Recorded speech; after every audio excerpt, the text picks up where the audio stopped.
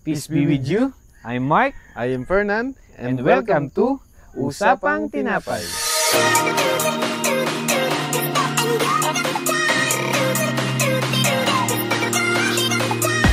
Ayun, welcome bro Welcome, sa ating second episode. Yes. So, kamusta naman bro?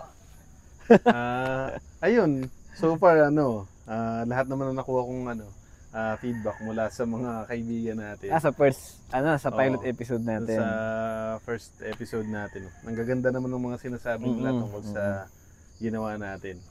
Yung mga kapatid ko, tontuwa sila, nanay, tatay ko, proud na proud sila. Popogi raw natin bro sa... Thank you po, thank you. Ikaw bro, ano naman naging experience mo dun sa... Naku, ang daming magandang comment, mga reactions. May mga nagpapa-shoutout pa nga eh. Ayun, sige, mag-shoutout na tayo. Sige bro. Shoutout kay Kat at saka kay Jopet. Yun, Bayaw. Hi! Shoutout Bayaw. Tsaka syempre, yung mga kaibigan din natin bro sa MFC. Sa Young Couples na todo support. Napakatsaga nila talagang sumuporta sa atin. Ang ginawa nila, senior nila. Yes. Lahat sila nag-share ng mga video natin. Tapos, salamat nila sa likes, inyo. Yan, tsaka may mga nag-subscribe na rin. Yan. Kaya, thank you. Kaya na-encourage tayo talaga na ituloy yung nasimula natin. Okay, so, bro, ngayon, syempre, ito na yung simula talaga ng ating podcast kung saan pag-uusapan natin yung mga readings. Yung first reading, second reading, at saka yung gospel. Okay? So, sinabi na rin natin sa pilot episode natin kung ano yung mga mangyayari. Ngayon, gagawin na natin. Yun. Sige bro, para lang ma-review natin yung ating gagawin. Pwede mong ipaliwanag or sabihin ulit sa kanila kung ano ba yung mangyayari ngayong podcast natin. Ayun, so ang mangyayari po ngayon and every succeeding episode po, yung mga babasahin po natin sa misa for this coming Sunday, yun po yung pag-aaralan natin. So basahin natin yung first reading and then after nun, pag-aaralan natin yung nilalaman ng first reading. Yes. Kung sino yung mga character na nandun, yan. Tsaka kung ano yung naging take natin doon sa mga binasa ano yung mga natin. nangyari. Yan. Tapos, syempre after nun, babasahin natin yung second reading. So, same procedure, Mag-aaralan, kikilalanin yung mga nandun, and then, hahanapan natin ng connection yung first and second reading. Yun, amen. Then afterwards, dako na tayo sa gospel. So, ganun din. Alamin kung sino nandun, pag-aaralan, o sisain, hihimayin. Amen. And then, hahanapin natin yung connection ng tatlo. Yun. So, pagkatapos, pag nakuha na natin yung core message, hahanapan naman natin siya ng application sa buhay natin. Yun. Yun pinaka-importante. Yes. Kasi, kailangan yung mapag-aralan natin, yung matututunan natin, kailangan matransform tayo, ma-apply natin sa buhay natin. Kasi ito naman talaga yung purpose ng podcast eh. Yun.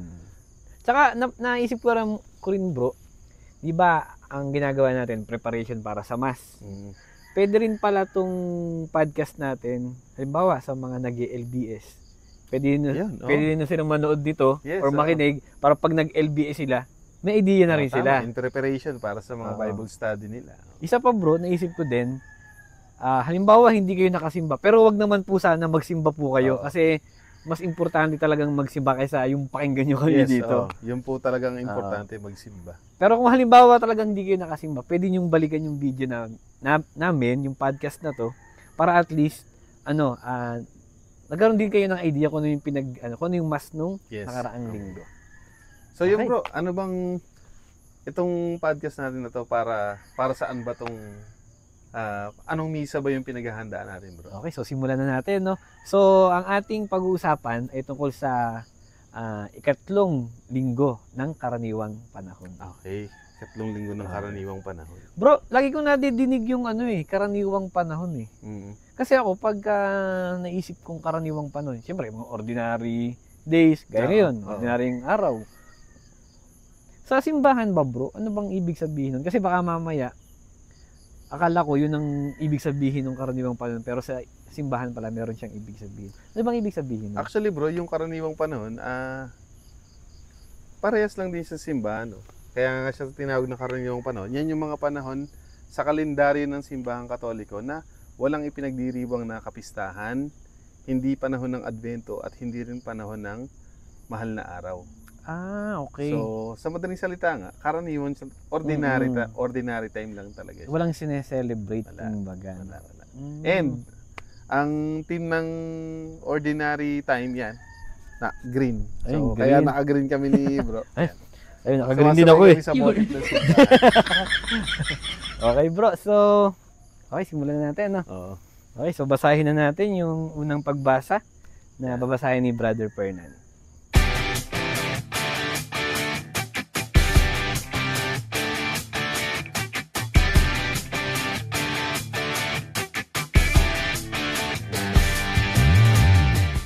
Pagbasa mula sa aklat ni Nehemias. Noong mga araw na iyon, kinuha ni Ezra na saserdote ang aklat ng kautusan. Dinala niya ito sa kapulungang binubuo ng mga lalaki, babae at mga batang may sapat ng gulang at pangunawa. Mula umaga hanggang tanghali, binasa niya ang kautusan sa harap ng mga taong natitipon sa liwasang bayan. Ang lahat naman ay nakinig na mabuti.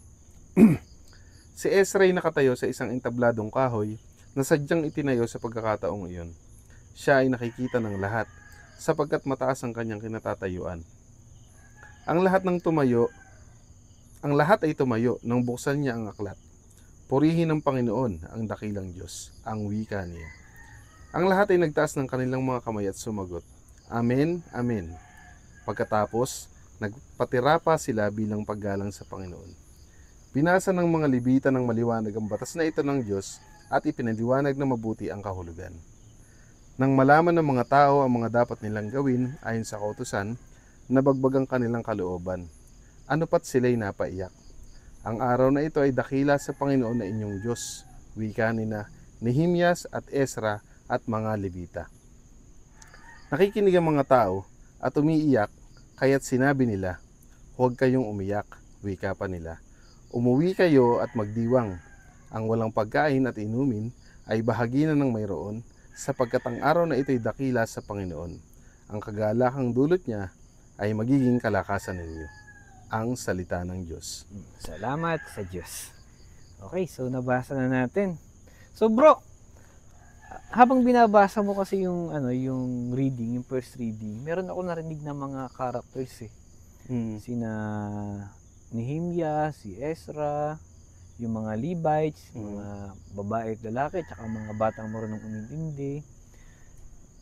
Bro, pwede bang bigyan mo kami ng idea kung ano yung mga yun, kung sino-sino yung mga yun? Okay. So si Ezra po, isa po siyang eskriba at isa siyang punong pari doon sa lugar nila, no? Pari pala siya. Eksperto siya sa pagsasali ng mga sulat na galing kay Moises, yung mga batas, yung Torah. So, sinasali niya, kinokopya niya. Siyempre, wala pa naman ng printing press, wala pa naman ng photocopy. Lumang, kasi yan eh, lumang yung Old Testament. Tsaka, siyempre, sa old times, walang technology. Old times. Tapos, si Nehemias naman, siyempre, siya yung sumulat nitong aklat na to, siya yung propeta, kasama siya ni Ezra ng mga panahon na yun, base nga dun sa binasa natin. And yung mga Levites, yung mga Levita, sila yung mga eksperto sa batas. No? Batas ni Moises, yung Torah. So sila yung naatasan na magpaliwanag nung ibig sabihin ng batas. So yung mga tao naman na nandoon, nakikinig, yung mga batang husto na yung edad. So sila yung mga tinipon sa lugar na yun para makinig dun sa sasabihin ni Ezra. Okay. Ngayon bro, nung medyo nagka-idea na tayo kung sino-sino yung mga nandun, pwede bang paki-describe mo naman sa amin kung ano ba yung nangyari doon? Ano yung eksena na na maaari nilang ma-imagine kung ano ba talaga yung eksena doon? Kasi ako nung binasa ko yung yung reading, yung first reading, parang imagine ko may isang stage, no? May isang stage sa isang diwasang bayan yung term eh. Pampublikong lugar, ibig sabihin. Parang plaza, no? Parang plaza, maraming tao. Tapos, yun nga, nandun, may mga babae at lalaki at saka mga bata na marunong makaintindi ng mga salita ng Diyos or lahat ng sasabihin ng magsasalita. Tapos si Ezra, nandun siya sa stage. No? So, binabasa niya ngayon yung mga utos ng Diyos. No? Binabasa niya. Ngayon, matagal niyang binabasa yon mula umaga hanggang tanghali. Oo, grabe, no? Oo, isipin niyo mula Kalahating umaga araw. hanggang tanghali, nagbabasa siya ng mga utos ng Diyos, batas ng Diyos. Oo. Ngayon, ito namang mga Levites, siyempre mga ano nga sila, mga pari, mga taong simbahan. Sila naman yung nagpapaliwanag dun sa binasa ni Ezra. Oo. No. Ngayon, habang binabasa ni Ezra yung mga utos ng Diyos, batas ng Diyos, ano sila, yung may term paro na napatirapa. Oo. Oo, parang sobrang na-humbled sila, Oo, sobrang yumuko, paggalang. sobrang Oo. gumalang, kasi nga, salita kasi ng Diyos yung pinag-uusapan Tama. no? Tapos, nung natapos ng binasa ni Ezra at may paliwanag ng mga Levites yung mga batas ng Diyos, utos ng Diyos. Yung mga tao, ang sinasabi doon, yung mga nakikinig, nag-iyakan. Nabagbag, hindi nahabag. Iba yung term, no? Nabagbag. Kasi nga, narinig nila yung mga gustong mangyari ng Panginoon, yung mga utos niya. Nadala sila, no? Pero, syempre, sinabi sa mga tao na, huwag na kayong umiyak. Umuwi na kayo, pakainin niyo yung mga nagugutom, painumin yung mga nauuhaw, at yung galak na yon na nagmula sa Diyos, talagang parang i-enjoy nyo. Kasi isipin mo ikaw, inutusan kang tumulong ng Panginoon sa ibang tao. Siyempre, lahat naman tayo pag tumutulong, 'di ba? Ang sarap sa pakiramdam. Yung pakiramdam na yon, yung galak na yon, nagmumula yun kay Lord. At yun yung magbibigay ng lakas sa kanila. Yun. Yan. Okay. So yun, bro. Ngayong na-picture na natin kung ano yung nangyari, no? Nakilala na natin yung mga karakter. Ano naman, bro, yung pagkakaunawa mo dun sa message nung binasa natin? Ako, bro, parang sobrang importante kasi nung hindi parang sobrang importante nung ginawa ni Ezra. Kasi binasa niya yung mga utos ng Diyos. Yung mga gustong mangyari ng Diyos. Sobrang importante niya kasi kailangan madinig yun ng lahat ng tao. Ng mga taong nandun. Kaya nasa public place sila. Kaya sila nasa public, hindi sila nakatago. No? Kasi kailangan marinig yun ng madla. Ng mga taong mga nakikinig. Ngayon, dahil napakinggan nila, may effect sa kanila eh. Di ba? May napaiyak, may nabagbag. Ibig sabihin, hindi lang basta salita yung binasa. Salita ni Lord kasi yun. Word of God. Which is, ang nangyari, nag-transform sila. No? Nag-transform sila, nagbago yung sa possibility na nagbago yung kanilang pananaw. Kasi nga, nakarinig sila ng salita ng Diyos. Tapos binigyan pa sila ng instruction na umuwi na kayo. Tapos tulungan nyo yung mga nagugutom, pakainin nyo yung mga nauuhaw. Tama. Ibig sabihin, nung pagkasabi ng salita ng Diyos, in-apply ka agad nila. Kasi may instruction eh. Tapos, ayun. So, yun tingin ko, bro, yung understanding ko sa binasa natin na kailangan importante na may nagsasabi ng salita ng Diyos. Si Ezra yun. Importante na may papaliwanag yung mga Levites. Importante na may nakikinig. Iniintindi yung salita ng Diyos. At the same time, may nagbibigay pa ng instruction na ganito, tulungan nyo yung mga nagugutom, pakainin. At ayun, ina-apply ng mga tao. Tama. Bro. Ikaw, bro, ano yung understanding mo dun sa first reading? Ayun, ako naman, bro, ang pagkakaintindi ko naman dun sa first reading, no, yung salita ng Diyos, no, dahil ginawa siya ni Ezra sa pampublikong lugar, ibig sabihin, ang salita ng Diyos para sa lahat. Diba? Kasi, kung ang target ni Ezra ay exclusive lang sa mga naniniwala kay Yahweh, di sana sa isang lugar lang na puro mga naniniwala kay Yahweh lang. Bahay, yung mga ganun. Diba? Pero dahil sa pampublikong lugar, para sa lahat, para marinig nila lahat. Kasi lahok-lahok yung mga tao. Yan. Tapos, bukod dun sa ang salita ni Lord ay para sa lahat, ang salita ni Lord dapat, pag narinig mo, igagalang mo. Amen. Diba? Oo. Kaya nga yung mga tao nagpatira pa sila eh. Mga Kasi nung nagluhuran, nila, nagyukuan. Oo, grabe yung paggalang nila sa salita ng Diyos. Kasi salita ng Diyos yun eh. Di ba? Si Jesus Christ nga mismo, salita siya ng Diyos eh. So kung ano yung paggalang mo sa Diyos, ganun din dapat yung paggalang mo sa salita niya. Amen. Di ba kasi Amen. nasa Bible din nakalagay, di ba? Ang salita ay Diyos. Ang salita ng Diyos ay Diyos. Yun. Iisa Oo. sila. At saka dun sa binasa natin bro, di ba? Na banggit doon yung umuwi kayo, pakainin niyo yung mga nagugutom, painumin yung mga nauuhaw. No? So ibig sabihin din nun, pag nakuha mo yung salita ng Diyos, no? Iginalang mo siya, narinig mo siya, natanggap mo siya. Ibig sabihin din nun, i-share mo siya. Oo. Oo. Kasi Oo nga, yung taong nagugutom at taong nauuhaw, yun yung symbol ng mga tao na salat sa salita ng Diyos. Yung hindi sila nakakarinig, hindi sila nakakatanggap. So, nagugutom sila sa salita ng Diyos. kumbaga, sinisimbolize nun yung mga tao na hindi nakapakinig kay Ezra. Oo, yung mga taong nandun lang mismo sa Kasi, yung Bible kasi Ang dapat pugilo pag nila. binabasa natin, no, kailangan babasahin natin in context. Mm. Hanapin natin kung ano ba yung meaning nun. Kasi nga, Yung mga- matalinghaga ang Diyos eh. Kaya niya ginawa yung mga message niya in a form ng mga parables o di kaya sa mga matalinghagang pamamaraan para syempre ang makaunawa lang doon yung totoong humahanap sa kanya at umuunawa sa kanya. So hindi siya parang literal lang na magpakain. Oo. Hindi siya ganun lang, hindi Although natatapos dapat doon. pakainin mo talaga yung nagugutom. Pero syempre hanapin mo rin yung symbolic meaning niya. Galing bro. Iba yun. Okay. Nice. So siguro bro, dako na tayo ngayon sa ating second reading naman. Okay. Okay.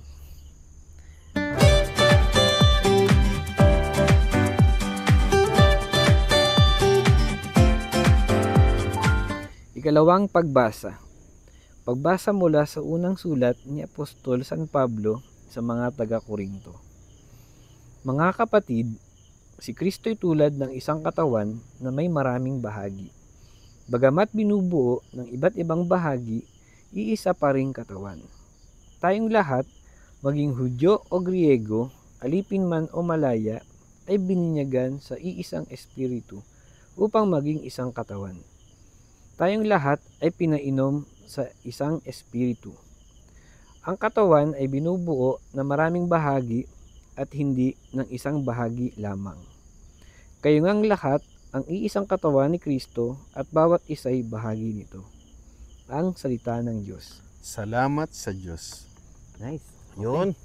So yun bro, no? Nung napakinggan ngayon natin kung ano yung second reading. So mayroon tayong mga narinig na mga ilang character dyan eh. Bro. So sino-sino ba yung mga bro? Yung mga... Okay. So, number 1 si Kristo. Mm. Unang sentence pa lang si Kristo na yung binanggit eh. Tapos, mga Hudyo at Griego, Yan. tsaka yung Espiritu. Oo. O yung Holy Spirit. Sila yung mga nabanggit doon eh. Yun yung mga nabanggit doon. Ngayon, si Kristo, syempre, lahat naman tayo for sure may idea kung sino si Kristo. Oo Syempre, naman. siya yung ating Panginoon, Diyos. Napakadami natin pwedeng Yes. i-describe sa kanya. King of Kings, Lord of Lords. Tama. No? Hari Lahat ng mataas na papuri. Alpha and Omega, yung mga ganun na. So, kumbaga siya yung ating tagapagligtas. Yan. Savior, baga. Ngayon, binanggit yung Jews, yung mga Hudyo, at mga Griego. Yun. So, ba't sila yung pinagkukumpara, bro? Kasi parang magkaiba silang tao kung pag inintindi mo dun sa sa reading, parang magkaiba sila. Okay, magkaiba talaga sila. Kasi yung mga Jews, sila yung naniniwala kay Yahweh. Yan. At yung mga Griego naman, kabaliktaran ng mga Jews, sila naman yung hindi naniniwala. Ibig sabihin, may iba silang sinasamba. So sila yung mga idol worshippers, no? Yung mga Diyos-Diyosan. Yun. Yung sina Poseidon na yan. Ayun, mga Greek mythology. Mga Greek mythology. Tawagin. Okay, maraming mga Greek, mga Greek. Babasa natin sa tama. Napapanood natin sa mga pelikula. Okay. Ngayon, may isa pang binanggit, yung Holy Spirit. Yan. Kumbaga, yan yung pinakagabay, no, na binigay sa atin ni Lord. No? Nakatulong nilang tatlo. Yan. Yung Holy Spirit, si Jesus Christ, saka yung Ama. Oo. No? Okay? So yung Holy Spirit, parang siya yung parang pinainom tayo sa isang espiritu, di ba? Tama. So parang siya yung nag-bind sa atin lahat. Oo. Okay. So, ngayon, ayun, nabanggit ko na yung mga characters. Na, ngayon bro, ano ba yung nangyari dyan sa, sa second reading? Ayun, sa second reading, bali dun sa sulat ni Pablo nga sa mga taga-Korinto, kumbaga pinapaalala niya lang na tayo ay bahagi ng iisang katawan. Okay. So yung long version kasi nung reading na to, no, mababanggit pa nga doon yung mata, yung tenga. Kumbaga parang pinapaalala nga niya na iba't iba man tayo ng kakayahan, no, bahagi tayo ng iisang katawan. May kanya-kanya tayo na role, pero bininyagan tayo sa iisang espiritu. Kaya kaisa tayo ni Jesus Christ. Iisang katawan. Oo, yun. Iisang, iba't ibang bahagi. Isang katawan. Yan. Okay. O ngayon bro, nung na-imagine na natin yung nangyari dun sa second reading, nakilala na rin natin kung yung mga characters na nabanggit. So ikaw naman bro, ano naman yung pagkakaintindi mo dun sa binasa nating second reading? Okay, so ang pagkakaintindi ko bro, ayun nga, lahat tayo, magkakaiba man tayo, bata matanda, mahirap mayaman, magaling hindi magaling, yung mga ganun. Basta kahit anong klaseng tao ka pa, naniniwala ka man kay Lord o hindi, may sakit ka man o malakas ka man, professional ka man o hindi, we are a part of a body, which is yung body ng ating Panginoon. Amen. Amen. Ayun. Ikaw bro, Tama. ganun siya kasimple para sa akin. Ikaw bro, baka may iba kang understanding. Actually bro, hindi naman nalalayo din yung ano ko. Ang kitang-kita naman doon na pinapaalala ni Pablo sa atin na bahagi nga tayo ng iisang katawan. Doon kasi sa long version itong second reading, no, binanggit pa nga doon, kagaya nga nung sinabi ko kanina, yung mga bahagi ng katawan, na mata, tenga, no. Hindi ibig sabihin na ikaw maliit lang yung part mo, hindi ka nakaisa. Kasama ka pa rin sa isang katawan ni Jesus Christ. At saka yun nga sinabi, di ba? Hudyo ka man o Griego, ibig sabihin, naniniwala ka man kay Jesus o hindi, kay Yahweh o hindi, wala kang magagawa, no choice ka. Kasi nandito siya para sa atin, para sa lahat. Kung ano yung kaya mong i-offer, kung ano yung kaya mong ibigay, makakatulong. Tama. No? Kasi wag mong mamaliitin yung part mo, yung contribution mo. Kumbaga, una mong isipin, ano ba yung mga talents mo? Ano ba yung pwede mong ibigay, maitulong? Ngayon, kung ikaw feeling mo, ay parang di naman ako marunong magkanta, di ako marunong magsayaw, magsalita, siguro parang wala akong silbi. Hindi dapat ganyan yung thinking. Kasi kahit ano pa yung minsan akala mo yung mga simpleng ginagawa mo ay hindi baliwala. Hindi. Yung presence mo nga lang malaking tulong na. Tama. Yung presence mo lang, yung makita ka ng kapatid mo na nandiyan ka, kasama ka nila, sumusuporta ka. Napakalaking tulong. Yes, At saka yung isa pang thinking din ng mga tao, ito naman, syempre hindi mo rin masisi, no? Kasi yung iba diyan, ang unang iniisip, ano ba mahihita ko? Yun. Diba? Ano bang pag ginawa ko yan? Ano mapapala ako dyan? Ano mapapala? So, tayo, siyempre, na-experience natin yan. No? Every time na tayo napapagod. No? Napapagod tayo kung minsan naubusan tayo nung nagagastusan tayo. Pero, yun nga, may mga minsan, isipin ko lang, hindi, blessing ni Lord to eh. Yan. May parating na mga blessing. At saka yung ikaw ay makatulong sa gawain ng Panginoon, blessing yun. On its own, blessing na yun. Blessing na yun. Kasi hindi siya hindi mo siya choice na mag-isip kung ano ba yung mahihita ko diyan. Dati hindi mo siya option. Ang dapat iniisip mo, ano ba yung maiko-contribute ko doon? Yun. Yun talaga yun. Yung purpose nun. Kasi ang maglingkod sa Panginoon ay isang pribilehiyo. Tama. Privilege tayo dahil nakakatulong tayo sa gawain ni Lord. Yun. Kasi nga, we are all part of ng isang katawan. Diba? Kasi kung ikaw hindi mo gagawin yung part mo, ikaw rin mismo, maapektuhan ka. Affected lahat. Affected hindi lahat. lang yung kapwa mo, ikaw rin. Diba? Halimbawa, ikaw yung mata ng katawan.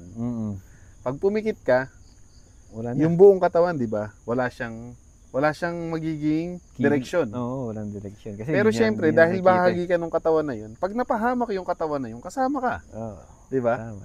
Yung bang mata, umihiwalay ba yun sa katawan? Oo. Di ba? Hindi Pag naman. pumikit ka, pag nauntog ka, ikaw Oo. lang, kasama ka doon. Kumbaga yung ginagawa mong pagtulong sa gawain ni Lord, ikaw rin mismo nakikinabang doon. Yun. Amen. So yun bro, no? Di ba? Napakaganda nung ating mga binasa na first reading tsaka second reading. Kumbaga, although matagal na siyang nasulat, pero lagi siyang napapanahon, kung mapapansin mo, di ba? So ngayon bro, ano naman yung nakita mong connection nung first reading natin tsaka second reading? Dito ko excited bro eh. Ito yung tinatawag natin na papunta na tayo sa exciting part. Kasi ngayon, alamin natin yung connection ng first reading at saka second reading. Ngayon, napansin ko bro, di ba sa first reading, si Ezra, nandun siya sa stage, nagsasalita siya, tapos yung mga nakikinig, no, yung mga babae at lalaki, tsaka yung mga nakakaintindi, tsaka yung, siyempre, nasa pampublikong lugar nga siya, maraming tao. Same time, nandun pa yung mga Levites na nagpapaliwanag doon sa binabasa ni Ezra. Kumbaga, ang nangyari kasi doon, naging isang buo sila. No? Iba't iba yung role. Si Ezra nagbabasa, yung Levites nagpapaliwanag, yung mga tao nakikinig, no? Pero naging isang buo sila. Yes, oo nga. No? Iba't ibang tao, naging isang buo. Sa second reading, ganun din. Yung binanggit din na tayong lahat magkakaibang tao, may mga taong, ayun, gaya nga, yung mga Jews, tsaka mga Greeks na hindi naman naniniwala na may magkaibang characteristics, paniniwala. Pero, part sila ng iisang katawan, which is yung body of Christ. No? So, kitang-kita mo doon na, ayun, kita mo na yung pagkakaparehas nila at yung connection nila. Na? So, bahagi tayo ng isang katawan. Tama. Iba-iba man yung function, no? Pero isang katawan lang tayo. Yan. Okay. So, ikaw bro, ano yung, kasi ako, yun ang ano ko eh, yun yung napansin kong connection. Ikaw bro, baka may napansin ka din connection? Ako naman bro, ang nakita kong connection niya, although agree ako dun sa sinabi mo bro, kasi lutang na lutang naman talaga siya. Kumbaga ito, dagdag ko na lang, no? Okay. Dahil nga dun sa first reading, nasa pampublikong lugar siya, no? Nung sinabi ni Ezra yung salita ng Diyos, wala siyang pinili. Kasi nasa pampublikong lugar siya. Kasi maraming tao dun eh. Oo. No? Hindi mo naman mapipili kung sino yung makikinig sa'yo dun eh. Hindi mo alam kung sino makasalanan, kung sinong hindi, kung sinong masama, mabuti. Ang bukod tangi lang na pinili dun, yung mga batang may sapat ng edad na makaunawa. So yun lang yung in-entertain nila. Pero yung iba, na babae at lalaki, syempre wala nang pili yan kung sino yung gusto mo. And then dito naman sa second reading, maging Hudyo ka man o Griego. Ibig sabihin, kahit magkaiba yung paniniwala mo, yung salita ng Diyos, yung pagdating ni Kristo, para sa lahat yun. Kasi si Kristo yung salita ng Diyos na nagkatawang tao. So ibig sabihin lang nun, ang word ni Lord para sa lahat. Walang pinipili. Walang discrimination. Walang pinipili. Okay. Yun. Oo nga, no? Kasi kung isipin mo, wala talagang pinili kasi pampubliko, maraming tao, nagsalita si Jesus, nagbasa ng mga utos ng Diyos. Tapos sa second reading, mga Greeks, mga Hudyo, yan. Walang pinili. Yan, talaga lahat, isang bahagi. Yan. Isang so far, ang nakita nating connection ngayon, tayo ay isang body at ang salita ng Diyos walang pinipili. So ngayon bro, maganda siguro yan, tuloy na natin. Okay, sige bro. Okay, so punta tayo sa gospel. Yan.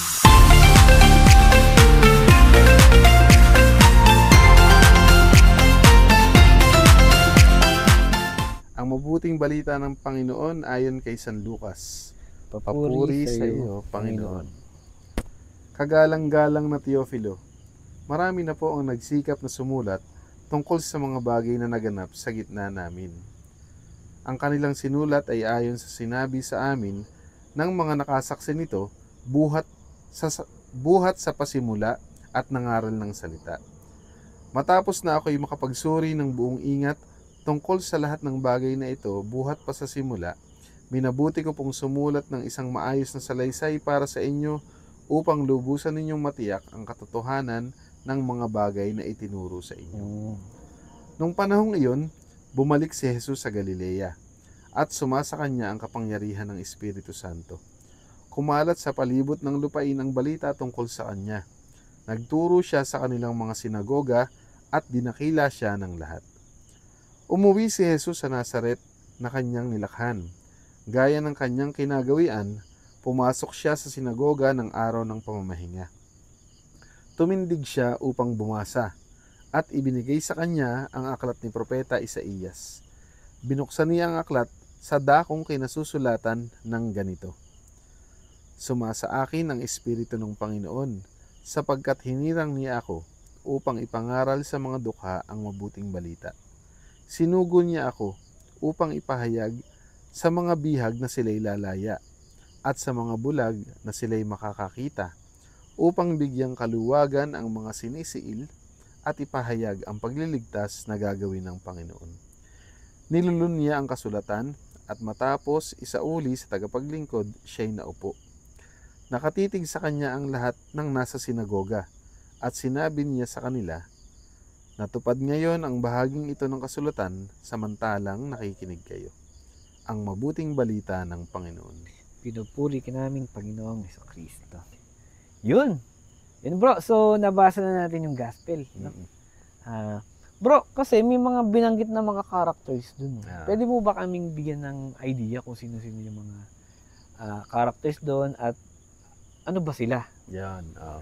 So dun sa unang-unang part, no, may in-address si si Saint Luke, si Teofilo, no? Yung Teofilo. So base dun sa pag-aaral natin, no, si Teofilo, it's either totoong tao siya, na maaaring isang taong may mataas na katungkulan, isang sundalo o ganun, o isang mayaman na tao dun sa lugar na yun.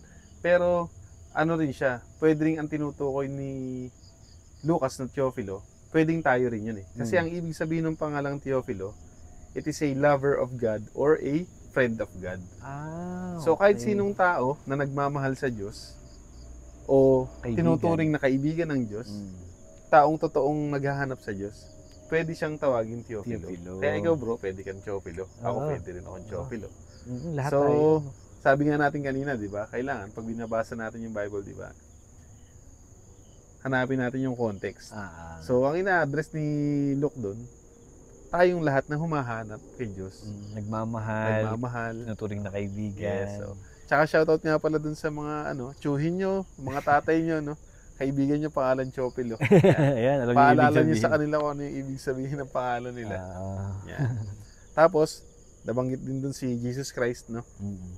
Nung mga time na yon, yung nag-uumapaw na sa kanya yung Holy Spirit, di ba? Grabe yung nasa kanya na talaga yun. Siguro ito yung mga time na naghihimala na siyang maigi. Kasi kilala na siya dun sa lugar nila. Yan. And, nabanggit din dun yung mga tao sa sinagoga. No? So, kasi yung sinagoga parang simbahan siya. Okay. So doon nag-aaral sila ng Law of Moses. Kumbaga, yung mga prophecy. Parang sisimba. Yes, so yung mga prophecy na nandun sa Old Testament. Kung tawagin natin ngayon yung Old Testament, pero sa kanila nung panahon na yun lang yung mga scriptures nila. Yan. So yun yung mga character na so nandun. Ayun. Yun naman bro, ngayon medyo nagkaroon na tayo ng idea kung sino-sino yung mga nandyan. Yan. Baka pwede mo bang ipicture mo nga sa amin kung ano yung mga eksenang nangyari para mas ma-imagine natin kung ano ba talaga yung mga nangyari doon. Okay, so ito kasi ay pininpoint kasi dito na yung pagkakasulat dito ni San Lucas ay sobrang importante. Yan, kasi sinabi dito na ito ay totoo. This is the truth. Kumbaga, dati kasi may mga naisulat na, may mga nagsulat na, pero ngayon, parang pinipinpoint niya na itong pagkakasulat niya to ay sinuri niyang maigi, pinag-aralan niyang maigi, sinalaysay niyang maigi. Oo. So, para maipakita niya na totoo talaga ito. Para maiwasan din siguro yung mga confusion sa mga ibang nagsulat. Yan, sobrang in-emphasize niya. Kaya nga binanggit pa dito yung kasi pwede namang wala na to eh. Oo. Pero sinama kasi nga kailangang ma-emphasize na itong mga sinulat kong ito ay totoo. Oo. Base sa masuring pagsasaliksik. Kasi nga, kaya binanggit din natin na si Lucas, ano talaga siya, researcher. Mahilig, Oo, masipag siyang mag-aral. Kasi kasama siya ni Saint Paul eh. Kumbaga, gustong-gusto niya yung pagsusulat. Gustong-gusto niya yung, nagre-research talaga siya. Oo. Hindi siya basta nag-imbe-imbento lang. Kundi, may mga facts siya na kinokollect, Oo. saka siya magsusulat. Yan. Ngayon, yung sinulat niya ay tungkol kay Jesus Christ. Yan. No? Ngayon, si Jesus Christ daw bumalik na sa Galilea. Okay. Sobrang, na si Jesus Christ nun, sikat na siya. Kung saan na siya nakarating, marami nang nakakakilala sa kanya. Marami na siyang mga ginawa, no? Marami na siyang naturuan, kung saan na siya nagturo, nag-preach, no? Ngayon, bumalik naman siya sa kanyang lugar sa Nazareth. Yan, oo. Saan ba yung Nazareth? Doon yung kanyang, doon talaga siya nakatira. Doon siya lumaki. Umalis siya doon, tapos bumalik siya. Kung saan kilalang kilala talaga siya. Ngayon, nagpunta siya sa sinagoga. Which is yung, kung isipin natin, malamang ito yung simbahan dati. Parang templo nila. Templo nila, ganun. Kung saan sila ginaganap nila yung mga pagbabasa ng mga salita. Yung mga law of Moses ngayon yung Torah. Yan, Ngayon, sa sinagoga, meron siyang binasa doon na mula sa aklat ni Propeta Isaías. Yan. Ngayon, importante na na basahin natin kasi sobrang yan, para word yung, for word yung eksaktong binasa ni Jesus Christ kasi hindi lang siya basta parang hindi ko siya pwedeng basta ipaliwanag lang kasi kailangan word by word lang yung pagkakabasa natin. So, ito yung sinabi.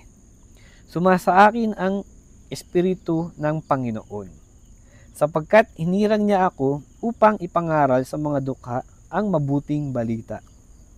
Sinugo niya ako upang ipahayag sa mga bihag na sila'y lalaya, at sa mga bulag na sila'y makakakita, upang bigyang kaluwagan ang mga sinisiil at ipahayag ang pagliligtas na gagawin ng Panginoon. Yun. Kaya sobrang importante na basahin natin siya word by word. Kasi, parang kinlaim niya na ako ang, sabi niya, sumasa akin ang Espiritu ng Panginoon. Pwede naman sabihin niyo ang Espiritu ng Panginoon. Hindi, kinlaim niya eh.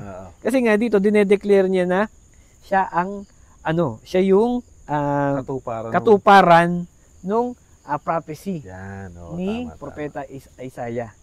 No? Na siya yung anak ng Diyos. Na siya yung Panginoon. Yun. Na parang, ay na-emphasize dito na siya talaga ay anak ng Diyos. Siya ay Panginoon. Na siya daw ang magbibigay ng tutulungan yung mga nahihirapan, tutulong sa yung mga nalulungkot, pasayahin, mga ganun ba?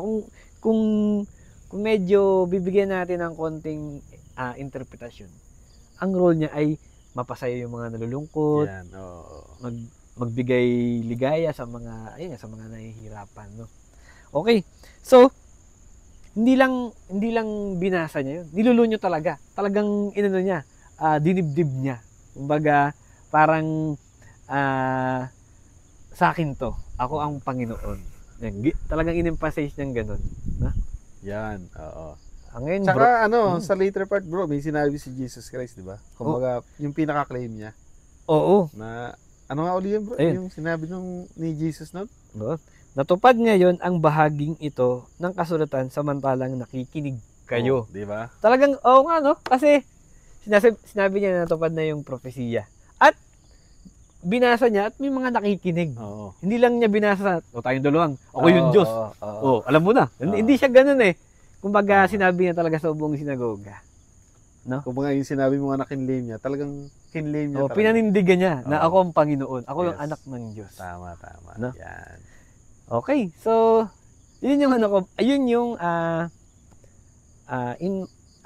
possible na nangyari noong dito sa binasa natin. Yeah. Ngayon bro, ano yung intindi mo dito sa ating binasa? Ano yung understanding? So, base dito sa binasa nating gospel yan, ang take ko dyan, unang-una, yung sinabi ni Luke, na sinisigurado niyang ito ang katotohanan. Yun. Kumbaga, very important. Dito sa gospel, kumbaga, parang pinapakita rito kung paano binibigyang diin Mm. yung mga katotohanan na nakalagay dito. So si Mm. Lucas, inulit niya na ito ay base sa aking masusing pagsusuri, pag-aaral. No? Ito ang nangyari na eksena sa buhay ni Jesus Christ noong mga panahon na to. Tapos, si Jesus Christ din naman, in turn, doon sa gospel nga, no, talagang ini-emphasize niya rin na siya ang sugo ng Diyos. Binibigyan diin niya, kine-claim niya na siya talaga yung katuparan ng prophecy. So, para sa akin, bro, ang nakita kong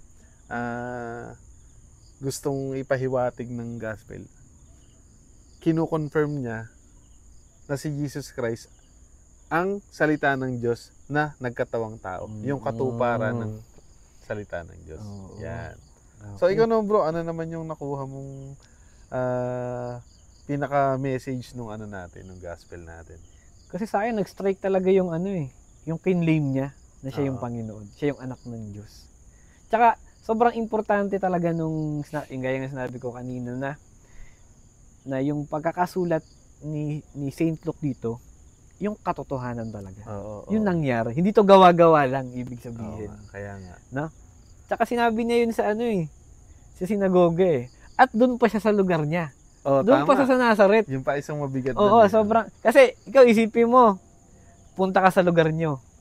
Sabihin mo ako ang Diyos. Kaya... kilala ka ng mga yan mula pagkabata mo. Sinong maniniwala? Sinong maniniwala? Kumbaga, ganun ka-confident si Lord na sabihin yun, doon pa mismo sa lugar nila. Kasi syempre, pwedeng possible na isipin na, si Jesus, paano naging yan, Panginoon, anak lang ng karpintero yan ni Joseph.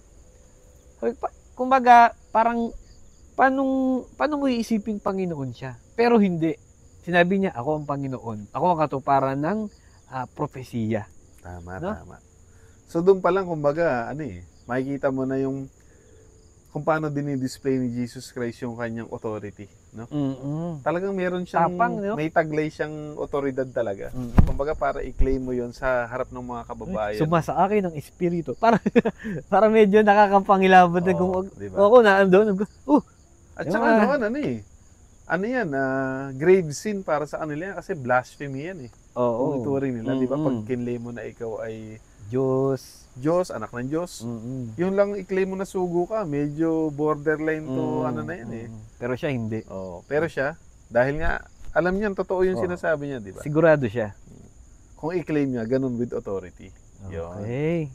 So ngayon bro, dako naman tayo dun sa, balikan natin yung mga iba nating binasa, yung first reading and second reading, no?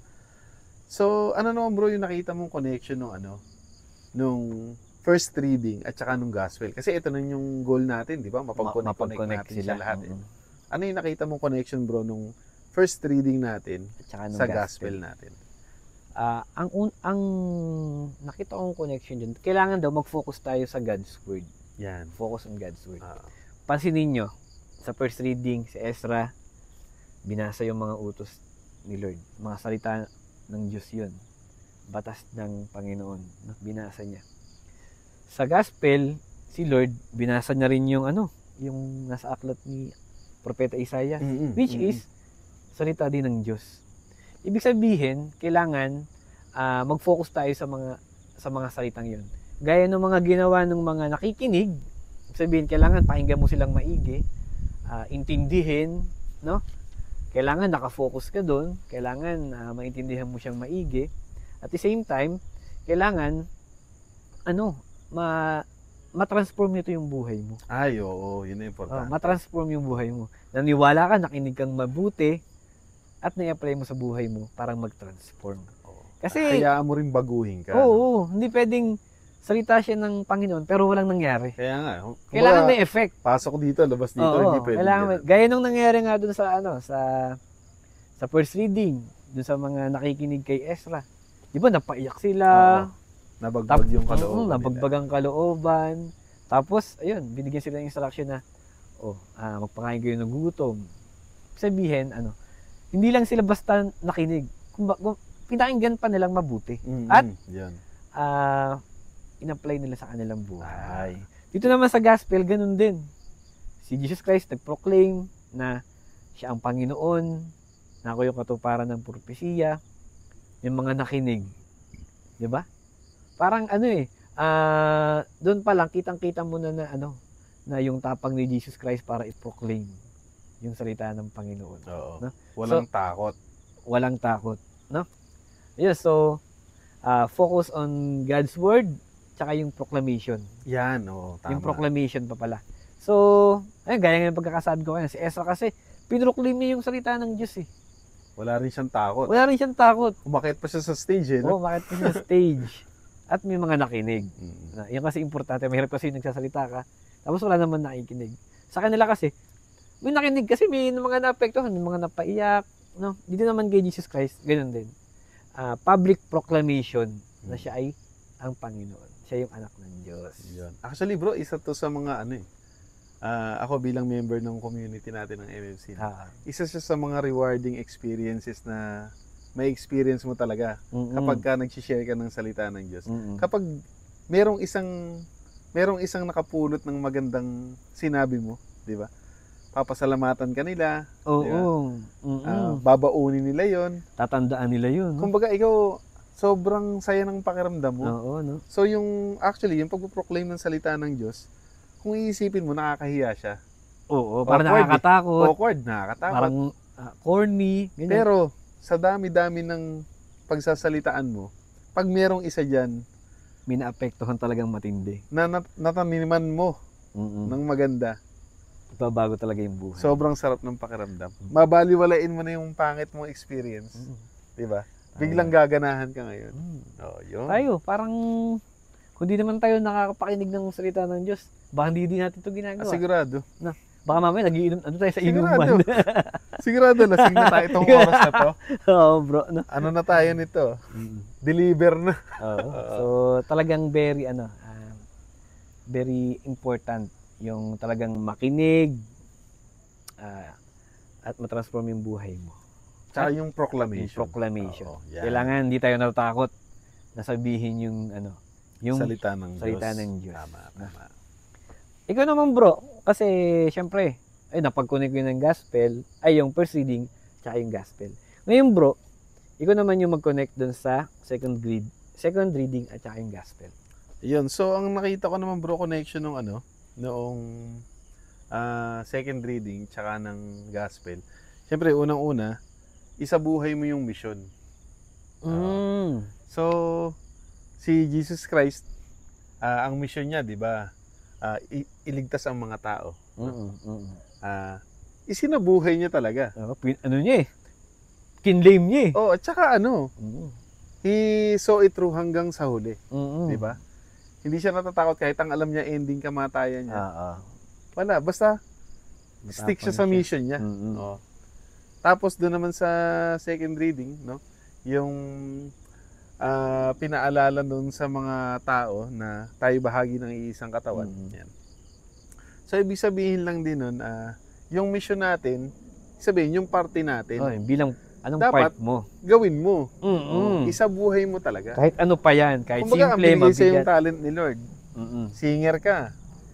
Siyempre, isabuhay mo yan. Galingan mong kumanta. Galingan mo. Na-assign ka na ikaw ang kakanta ng mga papuri para sa Panginoon. Galingan mo. Nag-practice ka. No? Kung ang binigay sa yung mission ni Lord, ikaw yung tagapagluto para dun sa mga... Sarapan mo yung luto. Sarapan mo. Sarapan mo yun yung lang luto. naman yun kumbaga, ang hinihingi sa'yo ni Lord, yung specific na talent na binigay niya sa'yo. Wala naman siya. Halimbawa ba naman? Hindi ka naman pipilitin na gumawa ng Ako, hindi ako magaling sumayaw. Tatawagin ba ako ni Lord na sumayaw? Sumayaw, hindi. Sigurado, tinatawag ka ni Lord kung sa anong talent yung binigay niya sa'yo. Ano yung kaya mong i-offer? Yan. So, yun, living out the mission. At pangalawa naman, syempre, unity in diversity. Pagkakaisa. Na kahit tayo magkakaiba, yan. Dapat, iisa lang tayo. At, tandaan po natin, yung tunay na pakikipagkaisa, yung tunay na unity, kailangan, kung ano yung kahinaan ng kapatid mo, ikaw yung pupuno. Yan. Ikaw yung gagawa nung hindi niya kayang gawin. Eksakto. Diba? Yan kagaya namin, pag nag-uusap kami, yung mga hindi ko masabi, siya yung magsasabi. Kumbaga, tulungan. Lahat tayo may kalakasan, lahat may kahinaan. Dapat, ready tayo na tanggapin hindi lang yung kalakasan ng kapatid natin, Oo. kundi pati yung kahinaan niya. Tama. Kasi ang tunay na pagkakaisa, kung saan mahina yung kapatid mo, doon mo siya tutulong. At mamahalin mo siya bilang kung ano siya. Yun. Tama. Diba? Dapat marunong kang tumulong at marunong kang humingi ng tulong. Yun. Yung pa isa. Diba? Yun. Kasi, para magawa nyo ng maayos kung ano yung pinapagawa sa inyo. Yan. Hindi yung sinosolo mo lahat. Tama. Hindi pwedeng ganun. Kasi nga, kailangan tulong-tulong. One body nga eh. Iba't Yes. ibang katawa, iba't ibang part. Ang Diyos nga mismo eh. Kumuha siya ng makakatulong eh. Oo, hindi naman niya sinulo eh. Meron siyang Si Jesus Christ, all-powerful. Tumawag pa siya ng 12 disciples para tumulong sa kanya. Di ba? So, ibig sabihin lang nun, hindi nakakayang humingi ng tulong. Amen. Huwag mo suluhin. Suluhin. Papagod ka. Oo, mapagod ka. Papagod ka.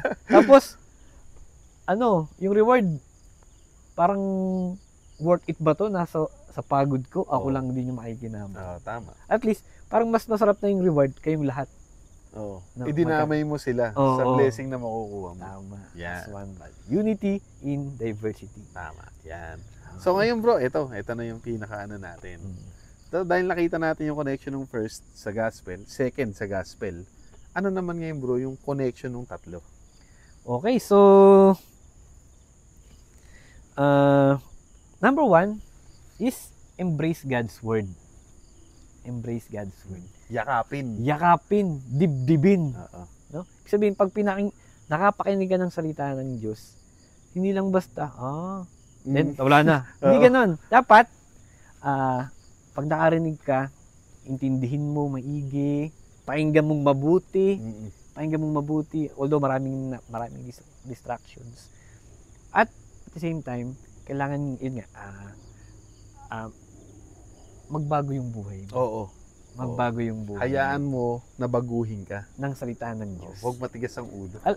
Kasi may mga pagkakataon na, ako halimbawa, may tao kung nakita parang hindi masyadong maganda yung kanyang character. Parang gusto ko siyang kausapin, gusto ko siyang pagsabihin ganyan na, magbago ka na. Hindi mo pwede sabihin ganyan kasi magagalit yun. Tama. Alam nyo, ang pinakamagandang gawin dyan, ipag-pray natin siya. Yes. Or pwede natin siyang, sa prayer natin, magbasa tayo ng mga Bible verses.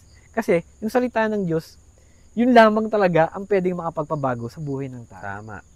Kasi kung ikaw tao lang, kaya nga tao lang eh, hindi mo kayang baguhin yung kapwa mo. Oo. Si Lord lang ang may kakayahan. Si Lord lang ang may kaya nun. Kaya kung gusto nyong, may mga tao kayong gustong magbago, ilapit nyo sila kay Lord. Babago yun, talaga. Sigurado. Oo. Dahil si Lord lang ang kaya magbago ng tao. Ganun kalupit yung salita ng Diyos. Yes. Okay? At isa pa, discover and use your gifts. Ayan, importante yan. And gaya nga sinasabi natin kanina, alamin mo kung ano yung kaya mong i-offer. Imposibleng wala kang talent. Oo, imposibleng wala kang talent, imposibleng wala kang kayang gawin. Yung magwalis ka, yung magaling ka magwalis, masipag ka pala magwalis sa bahay mo, pinaperfect mo, yung talagang kada kaprasong nililinis mo. Di ba? Gift yun. Yung para ka ng addict sa pagwawalis. Oo, yung talagang meticuloso. May mga ganong tao pwede mong gamitin. Magaling ka pala mag-ayos ng mga lamesa. Magaling ka lang pag naglinis ka pala ng mga gamit, sobrang linis talaga. Yung mga ganun. Hindi lang pagkanta, pagsasayaw, pagsasalita. Pwedeng yung ibang tao magagaling sa ganun. Pero ikaw, wag mong pag-isipan mo rin maigi. Kasi baka mamaya marunong ko rin naman talaga sumayaw, kailangan mo lang mag-practice. Tama. No? Kasi tayo naman, kailangan lang natin ng practice, hindi man pwedeng magaling ka kagad. Tama. No? Hindi man pwedeng magaling ka kagad. At kailangan mo lagi ng salita pa rin ng Diyos. No?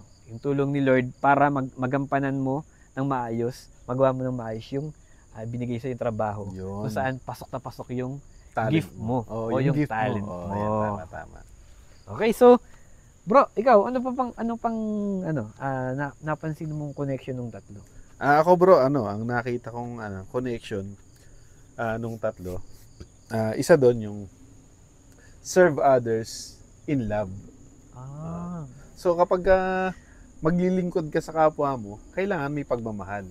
'Di ba? Naalala niyo sa first reading, 'di ba? Sinabi doon, painumin niyo yung nauuhaw, pakainin niyo yung nagugutom. So kung siya gagawin mo out of pagsunod lang ng walang pagmamahal, mapapagod ka agad. Nakapagod yun. Tsaka nakakatamad gawin yun. Masama loob mo, di ba? Napipilitan ka nun. Napipilitan ka. Parang inutusan ka ng nanay mo. Ay, magsaing ka na. Araw-araw ikaw nagsasaing, hindi ka makapag... ba't ako na naman? Andiyan naman si ate. Hindi ka makapag-cellphone. Feeling mo, wala ka ng oras. Pero kung yun, sasamahan mo ng pagmamahal, bukod sa hindi masusunog yung sinaing mo, sasarap. Hindi siya magiging burden. Sasarap yung kahit anong iluto, kahit nilagang tubig, sasarap yan. Kakalasa. Kasi may pagmamahal. May pagmamahal. So, hindi siya nakakapagod kasi nga, gusto mo ginusto mo eh. Yung kagaya nga yung sinasabi ko sa inyo kanina na kailangan may kalakip na pagmamahal. Kasi lahat ng bagay, pag sinamahan mo ng pagmamahal, lahat matatanggap mo. Hindi ka mamimili. Ayan, parang tayo sa community, di ba? Wala tayong discrimination. So, kahit sino, ini-offer natin yung brotherly love natin. Na, syempre, galing kay Jesus Christ. Saan pa ba magmumula yun? So, kung sino ka man, kahit saan ka man galing, kung interesado ka sa Panginoon, mahal ka namin. Automatic na agad yun eh. Siyempre tayo, may mga kanya-kanya tayong ugali. Wala naman taong perfecto. Oo, lahat may kanya-kanyang ugali. May tinatago tayong masasamang ugali. Pero dahil nga, mahal natin yung isa't isa. Tatanggapin. Kahit na ano pa yan, tanggap natin. Mahal natin ang isa't isa. Yeah, sabi mo nga pupunan natin yung kanyang pagkukulang. Oo, yan. At sumunod naman, isa pang nakita kong connection yan, patibayin natin yung pagkakaisa natin. Unity. Oo, unity. Let us build our unity. Yung away ng away, no? So, isang katawan na tayo, di ba? Alam na nating lahat yan. Isang katawan tayo kay Jesus Christ. Pero syempre dapat, patibayin natin yan. Oo. Tama. Huwag nating hayaan na yung mga bahagi ng katawan natin mapahamak. Kasi pag napahamak yung bahagi ng katawan yan, sabi ko nga sa inyo, damay tayo. Affected tayong lahat. Kasi tayo ay responsable sa mga kapatid natin. Yun. At tandaan natin yun, tayo, we are being held responsible by our Lord sa ating kapatid. Lalo na kung yung kapatid mo ay mas mahina sa'yo. Automatic responsable ka na dyan. Tulungan dapat natin sila. Tutulungan natin sila. Dapat nang may pagmamahal. Yun, build in unity at saka serve others with love. Nice. Yun. Okay. Amen. Amen. So, yun. Napag-connect na natin, no? Yan, Ang galing, no? Ang galing natin, bro. Ang galing ni Lord. Ang galing natin kasi ang galing si Lord. Amen. Tsaka, nakita natin yung mga key points na binasa natin. Unity. Kasi isang katawan tayo. Yung mga salita ng Diyos. Paggalang sa salita ng Diyos. Pakikinig mabuti. Pagsasabuhay. Grabe. So sa madaling sabi, yung pinaka-core nung reading is receiving the Word of God as a community. Amen. Diba? Tatanggapin natin yung salita ng Diyos, igagalang natin siya bilang isang katawan, isang komunidad. Amen. Diba? Yun. Isang katawan. Nice. Okay. So, okay na tayo. Good job tayo, bro. Good job tayo, bro. Good job tayo. Yan. So ngayon mga kapatid, ano ba yung application nito sa buhay natin? Saan ba so, natin ngayon, ma-apply? Nalaman na natin di ba? Kailangan tanggapin natin yung salita ng Diyos bilang isang komunidad. Saan ba natin ito ma-apply? Siyempre, unang-una, sa pamilya. Di ba? Yes, amen. Unahin natin yung member ng pamilya natin. Kasi sila yung unang-una nating kasama eh. Paggising mo, kita mo sila. Oo, sila agad di ba? So, sana wag po nating mga kalimutan na yung pagmamahal na walang kondisyon, yung pagbibuild sa kasama, yan. Yung pag-share ng salita ng Diyos, sa pamilya mo yan uunahin. Oo. Tama. Kasi, diba? Kasi minsan may napapansin tayong pamilya na parang di sila masyadong nag-uusap, no? Kasi nakakalungkot yung ganyan. Parang ang sarap na pag nakakita ka ng isang pamilya, yung anak, hinahalikan yung nanay, yung mga ganon. Oo. Yung tatay, laging kakwentuhan yung anak niyang lalaki or babae. Kahit nakikita mo yung pagmamahal nila. Kasi minsan nahihiya tayo. Kasi siguro nga hindi tayo sanay. Oo. Hindi tayo pinalaking ganon. Pero kung halimbawang ayun, i-apply natin to, yung unity, yung salita ng Diyos, may pakilala natin sa ating pamilya, darating yung time na magiging okay kayo. Magiging masaya yung magiging isang community talaga. Amen. Lahat ng pamilya. No? Sige, ikaw bro, baka meron kang sabihin sa kanila na kasi ako yung application ko naman bro, kasi kailangan nga, wala rin talaga tayong pinipili. Yeah, Wala tayong pinipili. Kasi baka mamaya, eto, kaibigan natin to. Pero dito kay kaaway natin to. Ibig sabihin, dito lang tayo mag-share ng pagmamahal. Kasi ang sabi pa nga ni Lord, mahalin mo yung mga kapatid mo di ba? Oo. Mahalin mo, pantay-pantay. Pantay-pantay. Oo. May isa pang na sinabi na na bago ka magdasal, kausapin mo yung kapatid mo. Ay, oo. Di ba? Oo, meron gano'n. Kasi nga, kailangan wala kang pinipili. Tama. Kailangan wala tayong pinipili. Kumbaga lahat, mamahalin natin, kung ano yung mga pwede nating i-offer na tulong, may bigay natin sa kanila, para maramdaman nila na may Diyos talaga. Yun, amen. No? Nice one bro, nice one. Okay, so, gaya nga sinabi ni Brother Fernan, sana sa Sunday, prepared na tayo. Kasi may idea na tayo no? Tama. Nabasa na natin yung first reading, second reading, gospel, napag-usapan natin maigi, naintindihan, nakita natin yung mga connections nila. For sure, pagdating ng Sunday, magagets kagad natin si Father. Amen. Okay? So yun, any announcements bro? Ako, i-like nyo lang kami, i-subscribe, i-share. Solve na kami doon. Kasi, syempre, kung kayo nag-i-enjoy sa sa mga pinapanood nyo sa amin, nakikinig nyo sa amin, hayaan natin din mag-enjoy yung iba. Yun.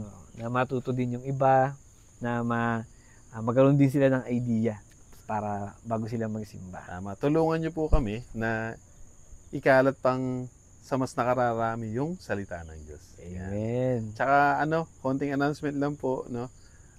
Magkakaroon po kami ng Christian Life Seminar sa February 23. Yan. Okay. So yung mga nanonood po, na interesado po na umattend, ito po yung entry point para sa community as a young couple. No? Young couples. Pwede po kayong mag-message, so kukontakin na lang po namin kayo. Yung mga, syempre, young couples, ibig sabihin mag-asawa yan. Oo, mag-asawa. Young, ibig sabihin medyo may mga bata-bata pa. Young couples po, babae at lalaki. Ho.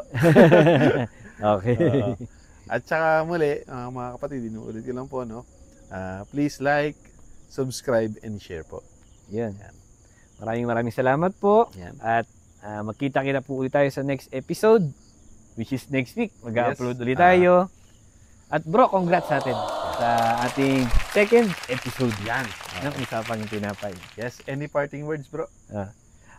Maraming salamat po. Huwag po natin kakalimutan na ang tao ay hindi lamang nabubuhay sa tinapay, kundi sa bawat salita ng Diyos. Bye!